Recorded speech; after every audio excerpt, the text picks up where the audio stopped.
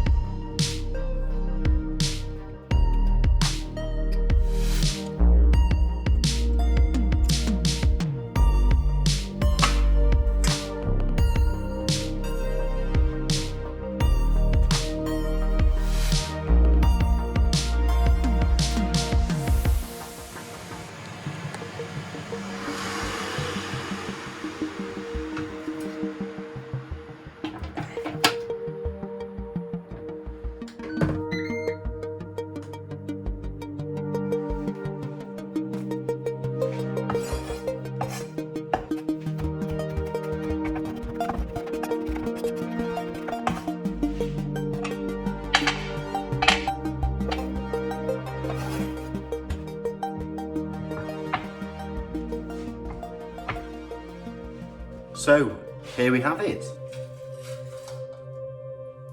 And all you do now is just plate it up, like so. It smells absolutely wonderful. And garnish with a bit of coriander or parsley. There we go. Voila. And how easy is that? A quick 10-minute meal. Hey, presto. So, the best part is the tasting session. So let's cut a little bit off. I'll cut them nicely through.